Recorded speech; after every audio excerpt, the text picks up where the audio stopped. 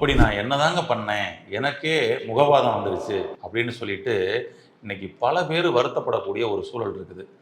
எப்பவுமே நோய் வந்த பின்னாடி வருத்தப்பட்டு பிரயோஜனம் இல்லைங்க. வருவதற்கு முன்னாடியே நாம எப்படி தடுக்கலாம் அப்படின்றத தான் நம்முடைய முன்னோர்கள் காலங்காலமா செஞ்சுட்டு வந்தாங்க. அப்ப அது மாதிரியான சில விஷயங்கள் பண்ணியிருந்தா, இன்னைக்கு ஃபேசியல் பேரலிசிஸ் அப்படின்ற ஒரு விஷயத்த நாம சந்திக்காமலே இருந்திருக்கலாம் இல்லையா? அப்படி அதற்கான காரணங்கள் தான் என்ன? அது வராம நம்ம எப்படி தடுக்கலாம்?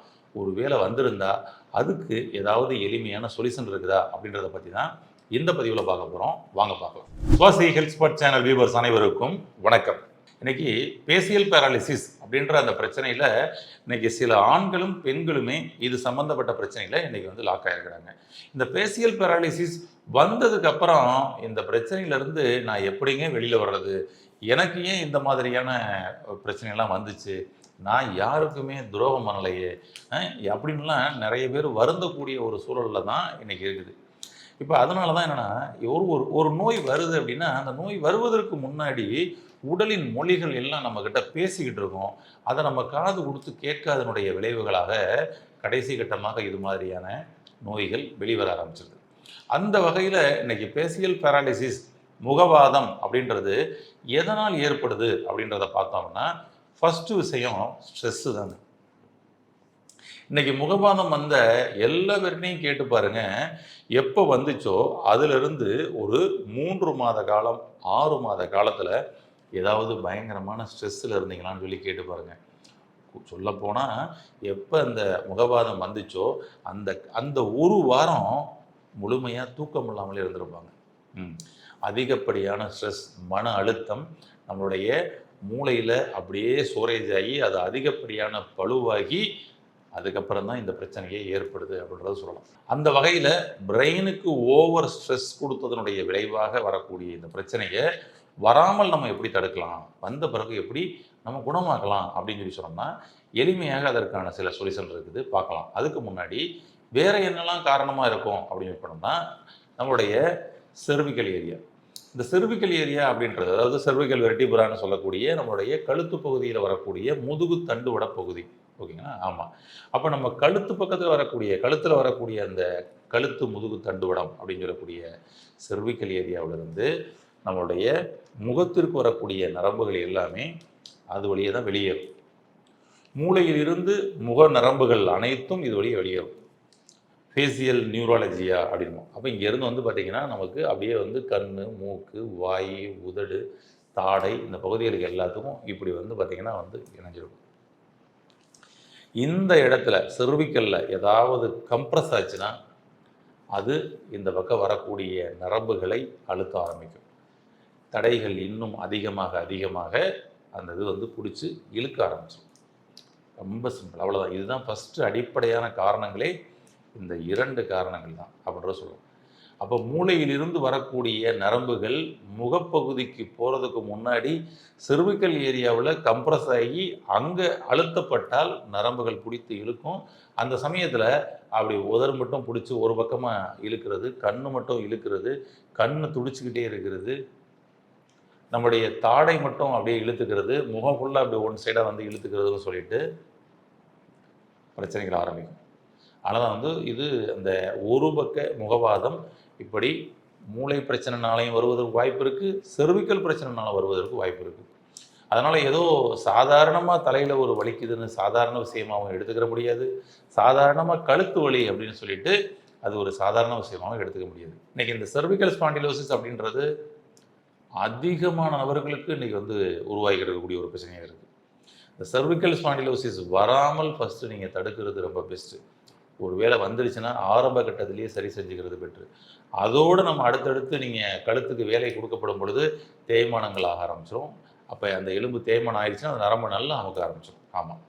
எதனாலங்க ஏற்படுது இந்த கழுத்து எலும்பு தேய்மானம் அப்படின்னு சொல்லி சொன்னோம்னா, இதுவும் ஃபஸ்ட்டு அதிகப்படியான ஸ்ட்ரெஸ்ஸுனால உங்களுடைய தலைப்பகுதி அதிகமாக வெயிட் ஆகும்.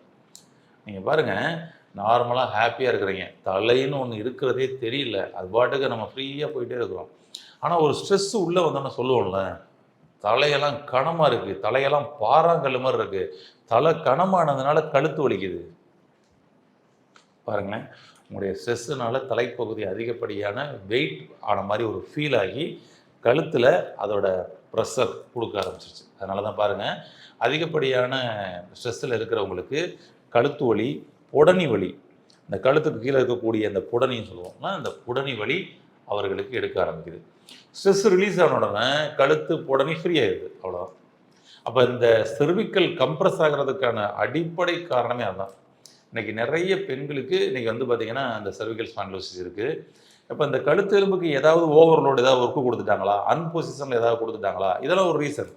பட் ஆனால் அதெல்லாம் எதுவுமே இல்லையேங்க அப்படின்னா ஸ்ட்ரெஸ்ஸு தான். அன்பொசிஷன்லனா உதாரணத்துக்கு நம்ம செல்ஃபோன் வந்து பார்த்தீங்கன்னா வந்ததுக்கப்புறம் என்னாச்சுன்னா இப்படியே வந்து ஃபுல்லாக கவுந்துக்கிட்டே தான் கிடக்கிறோம். இந்த செர்விக்கல் ஸ்ட்ரைட்டாக இருக்கணும். அப்படி இல்லாமல் ஃபுல்லாக கவுந்துட்டே கிடக்கிறோம் பார்த்தீங்கன்னா, அப்போ இந்த செர்விக்கலில் கம்ப்ரஸ் ஆக ஆரம்பிக்கும். நிறைய இந்த கொரோனா பீரியடில் எல்லோரும் வந்து இந்த மொபைல், லேப்டாப் இது மாதிரி வந்து பார்க்க ஆரம்பித்து அது வந்து பார்த்திங்கன்னா இன்றைக்கி பழக்கமாகி ஃபுல்லாக அப்படியே சாஞ்சிட்டே கிடக்க மாதிரி இருக்குது. நிறைய பேர் பாருங்கள், நீங்கள் நார்மலாக ஒருத்தர் உட்காந்துருக்காருன்னா உட்காரும் பொழுது கூட அப்படி கழுத்தை கவுந்துட்டே தான் இருக்கிற மாதிரி இருப்பாங்க. அவங்களாம் அதிகமாக கழுத்து கவுந்து செல்ஃபோன் அதிகமாக பார்த்தவங்க. செல்ஃபோனில் அதிகமாக பேசினவங்க சில பேர் வந்து பார்த்திங்கன்னா வந்துட்டு இப்படி கழுத்தை சாட்சியாக தான் பேசிக்கிட்டு இருப்பாங்க பார்த்தீங்கன்னா. அது மாதிரி இது வந்து இப்படி குனிஞ்சே பார்த்துக்கிற மாதிரி நிமிர்ந்து பார்க்குறதுக்கான வேலையே இல்லாமல் இருக்குங்க. அதனால் முதல்ல இந்த செல்ஃபோனை அதிக நேரம் அந்த மாதிரி வந்து குனிஞ்சு பார்க்கக்கூடிய முறை இருக்குன்னா அதை முதல்ல மாற்றுங்க, அதான் பெட்டர். இல்லைன்னா இந்த மாதிரி செர்விக்கல் ஸ்பாண்டிலோசிஸ்னு ஆரம்பித்து அங்கேருந்து நரம்புகள், முக நரம்புகள் அமுக்கப்பட்டு நம்மளுடைய மூக்கோ, கண்ணோ, தாடையோ, உதடோ பிடிச்சி இழுப்பதற்கான வாய்ப்புகள் இருக்குது. அப்போ ஃபஸ்ட்டு உங்களுடைய செர்விக்கலை நீங்கள் ஸ்டடி பண்ணணும். என்னங்க பண்ணலாம் அப்படின்னு சொல்லி சொன்னோம்னா ரொம்ப ஈஸி தாங்க. ஸ்ட்ரெஸ்ஸை ரிலீஸ் பண்ணணும். ஃபஸ்ட்டு ஸ்ட்ரெஸ் ரிலீஸ் ஆனாலே நம்மளுடைய கழுத்து பகுதி கம்ப்ரஸ் முதல்ல கிளியர் ஆகும். ஸ்ட்ரெஸ் ரிலீஸ் பண்ணுறதுக்கு என்ன பண்ணலாம்? அதுக்கு ஆழ்ந்த உறக்கம் தான் பெஸ்ட். உங்களுடைய தலைப்பகுதி அதிகமாக சூடாச்சுன்னா தான் தூக்கம் வரலை. தலைப்பகுதியை அதிகமான சூடாக்காமல் இருக்கிறதுக்கு அற்புதமான ஏதாவது ஒரு எண்ணெய் வந்து இரவு வந்து நைட்டு வந்து தேய்ச்சிக்கங்க, பெட்டராக இருக்கும். ஆமாம், ஒரு ஹேர் ஆயில் ஏதாவது நல்லா கூலிங் பண்ணக்கூடிய ஒரு ஹேர் ஆயில் தேய்ச்சிட்டு படுங்க, நல்லா கூலிங் ஆகும். இப்போ நம்ம இதுலேயே கூட சுவாசி ஹேர் ஆயில் இருக்குது. அதோட பெரிய ஸ்பெஷாலிட்டி என்னென்னா கூலிங் பண்ணுறது தான். சரிங்களா? அதை கூலிங் பண்ணுறதுனால தான் அந்த தலைமுடி உதுறதே நிறுத்தப்படும். ஏன்னா அது அதிகப்படியான வெப்பத்தினால தான் தலைமுடியே உதுருது இல்லையா? அப்போ கூலிங் பண்ணுறதுக்கு இரவு நைட்டு படுக்கும் பொழுது அதை வந்து அப்படியே தலைப்பகுதி ஃபுல்லாக ஸ்கால் ஃபுல்லாக ஒரு சின்ன மசாஜ் பண்ணி தேய்ச்சிட்டு படுத்தோம்னா ஆழ்ந்த உறக்கத்துக்குள்ளே போகலாம். அந்த ஆழ்ந்த உறக்கத்தில் போனோம்னா ஸ்ட்ரெஸ் எல்லாம் ரிலீஸ் ஆயிரும். காலையில் வேறு வேறு சிந்தனைகள், வேறு வேறு திட்டங்கள்னு மாறிட்டு இருக்கும். இல்லைன்னா நீங்கள் அதே இதில் அப்படி படுத்தோம்னா என்ன ஆகும்? அதே ஓட்டங்கள் ஓடிக்கிட்டு இருக்கும். அது மாதிரி வந்து இரவு படுக்கப்படும் பொழுது தலைப்பகுதிக்கு கூலிங்க அந்த மாதிரி ஒரு எண்ணெயை தேய்ச்சிட்டு படுக்கப்படும் பொழுது உங்களுடைய ஸ்ட்ரெஸ் ரிலீஸ் ஆகும். காலையில் ஹாப்பியாக இருக்கலாம். அப்போ அது மாதிரி ஸ்ட்ரெஸ்ஸிலேயே பயணிக்கக்கூடிய நபர்களாக உங்களுடைய இரவு தூக்கம் ரொம்ப முக்கியங்க. இரவு தூக்கத்தை இந்த மாதிரி வந்து தலைக்கு ஆயில் அப்ளை பண்ணி இது பண்ணிட்டு பண்ணுங்கள், பெட்டராக இருக்கும். உங்களுடைய செர்விக்கலில் வந்து பார்த்தீங்கன்னா வந்து கம்ப்ரஸ் ஆகிற மாதிரி இருக்குதா, நீங்கள் ஒரே பொசிஷனில் ஏதாவது வேலை பார்த்துக்கிறீங்களான்னு கவனிங்க. அதை முதல்ல மாற்றுங்க. அதுதான் ஃபஸ்ட்டு தீர்வு. நீங்கள் சிஸ்டம் ஒர்க் பார்க்குறீங்க, கழுத்து குனிஞ்ச நிலையிலேயே பார்க்குறீங்க, அப்போ உங்களுடைய கழுத்து நிமிர்ந்த நிலைக்கு மாறுவதற்குரிய வேலையை மாற்றுங்க. டெஸ்க்டாப்பை கொஞ்சம் மேலே ஏற்றலாம். லேப்டாப்னால் கொஞ்சம் டேபிள் கொஞ்சம் ஹைட் பண்ணி வச்சுக்கலாம். கண்ணுக்கு நேரம் உங்களுடைய மானிட்டர் இருக்கிற மாதிரி பண்ணிக்கலாம். கீபோர்டு வந்து நல்லா கம்ஃபோர்ட் ஜோனில் வச்சுக்கோங்க. உங்களுடைய கைப்பகுதி வந்து பார்த்திங்கன்னா வந்துட்டு இந்த ஷோல்டர் வந்து இப்படி ஸ்ட்ரைட்டாக இருக்கிற மாதிரி பொசிஷனில் இங்கே வந்து உங்களுடைய முழங்கை வந்து பார்த்திங்கன்னா அப்படி ஹோல்ட் ஆகிற மாதிரியான சேரில் கம்ஃபோர்ட்டாக உட்காந்து அப்படியே நீங்கள் வந்து உங்களுடைய கீபோர்டை பயன்படுத்துங்க, பிரச்சனை இல்லை. ஆனால் அப்படி இல்லாமல் இந்த சப்போர்ட் எதுவுமே இல்லாமல் நீங்கள் கீபோர்டு அதிகமாக பயன்படுத்தக்கூடியது இருந்ததுன்னா உங்களுடைய ஷோல்டர் வெயிட்டுக்கு இங்கே செர்விக்கலில் கம்ப்ரஸ் ஆகும், டிஸ்டர்பன்ஸ் ஆகும். அப்போ உங்களுடைய தோள்பட்டை வலி, கழுத்து வலி, அடிக்கழுத்து வலி, ஃப்ரோசன் ஷோல்டர் போன்ற பிரச்சனைகள் ஏற்படலாம். இதுவும் உங்களுக்கு ஃபேஷியல் பேரலிசிஸ் வருவதற்கான வாய்ப்புகள் இருக்குது. ஃபஸ்ட்டு அது மாதிரி ஆக்டிவிட்டீஸில் மாற்றுங்க ஒன்று. அடுத்தது சூப்பு சாப்பிடுங்க. டெய்லி வந்து பார்த்திங்கன்னா ஒரு சூப் எடுத்துக்கங்க. இது கொஞ்சம் பெட்டராக இருக்கும். அப்போ சூப் என்ன பண்ணலாம்? அசைவ சூப்பு சாப்பிட விரும்புகிறவங்க ஒரு வாரத்தில் 2 நாளைக்கு வந்து அசைவ சூப்பு எடுத்துங்க. ஆட்டுக்கால் சூப்பு, நாட்டுக்கோழி சூப்பு அது மாதிரி எடுத்துங்க. அல்லது நாங்கள் சைவம் தாங்க, சைவ சூப்பே தாராளமாக சாப்பிட்லாம்.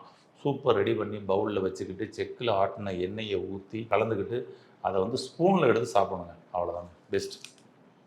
அப்படி ஸ்பூனில் எடுத்து சாப்பிடுங்க, அற்புதமாக இருக்கும். உங்களுக்கு சூப் எடுத்துக்கிறதுனால இந்த லூப்ரிகேஷன்ஸ் எல்லாம் கிடைச்சிடும். கம்ப்ரஸ் ஆக வாய்ப்பு இல்லை. அதுவும் ஸ்ட்ரெஸ்ஸை ரிலீஸ் பண்ணுறதுக்கும் சப்போர்ட் பண்ணி கொடுக்கும், பெட்டர். இது போல் வந்து பார்த்திங்கன்னா வந்து நம்மளுடைய பிரெயினுக்கு அப்படின்னா வல்லாரை கீரை தான் ரொம்ப பெஸ்ட்டு. இந்த வல்லாரை கீரையை அதன் மூலமாக இன்றைக்கி மருந்துகள்லாம் கூட நிறைய வந்துருச்சு, சரிங்களா? ஆமாம், பிரம்மி தைலம்னு கிடைக்கும். இந்த பிரம்மி தைலத்தை நம்ம வந்து பயன்படுத்தலாம். பிரம்மி சிறப்பு இருக்குது, சாப்பிடலாம். இப்படி அதனால் வந்து இந்த வல்லாரையை நம்ம வந்து ஏதாவது ஒரு வகையில் நம்ம உள்ளே எடுத்துக்கிறது நல்லது நம்மளுடைய பிரெயினுக்கு. அப்போ பிரெயின் வந்து பார்த்திங்கன்னா நல்லா கூலாகவும் காமாகவும் கிரியேட்டிவாகவும் செயல்படுவதற்கு, ஞாபக சக்தியை அதிகரிக்கிறதுக்கு இப்படி பல விஷயங்கள் வந்துடும். ஏன்னா பாருங்கள், இந்த பேசியல் பேரலிஸ் வந்த சில பேருக்கு பார்த்திங்கன்னா ஞாபக சக்தியும் குறைஞ்சி போயிடும். அதனால் ஆரம்ப கட்டத்திலேயே இதை பண்ணிக்கோங்க, அதான் பெட்டர். இதுக்கு அடுத்தபடியாக இறுதியாக உங்களுக்கு சில புள்ளிகள் சொல்கிறேன். இந்த புள்ளிகளை நீங்கள் அழுத்தம் கொடுப்பதன் மூலமாக உங்களுடைய ஃபேஷியல் பேரலிஸ் பிரச்சனையிலிருந்து வெளிவருவதற்கு வாய்ப்பு இருக்குது. ஏன்னா நான் இப்போ ஏற்கனவே சொன்னதெல்லாம் முதல்ல வராமல் தடுக்கிறதுக்கு அப்படின்றோம். ஒருவேளை வந்துருச்சுன்னா வந்ததை தடுக்கிறதுக்கும் நீங்கள் அதை பயன்படுத்திக்கலாம்.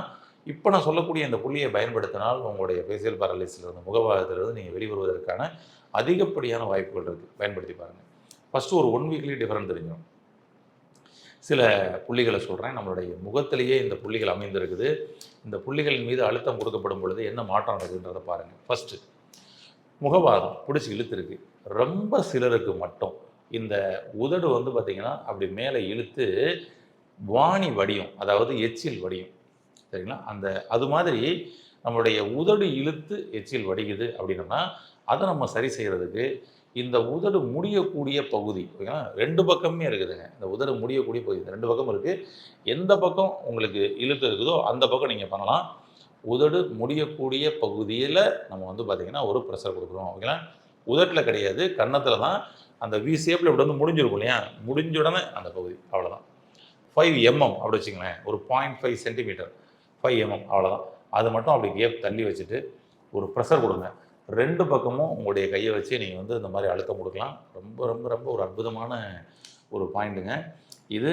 உங்களுக்கு முகவாதத்தில் நம்மளுடைய உதடு பகுதி மட்டும் இழுத்திருந்தால் இந்த பாயிண்ட்ஸில் நீங்கள் ப்ரெஷர் கொடுக்கலாம். ஒன்று இல்லைங்க, இந்த ஃபேஸ் ஃபுல்லாகவே இந்த மாதிரி ஃபுல்லாக இழுத்துருக்குங்க அப்படின்னா நமக்கு இந்த கண்ணோட கருவளையம் அப்படி ஸ்ட்ரைட்டாக இருக்கிற வச்சுக்கோங்களேன். கண்ணோட சென்டரில் அப்படியே ஒரு நேராக ஒரு கோடு போடுங்க, ஓகேங்களா. லொக்கேஷனுக்காக சொல்கிறேன்.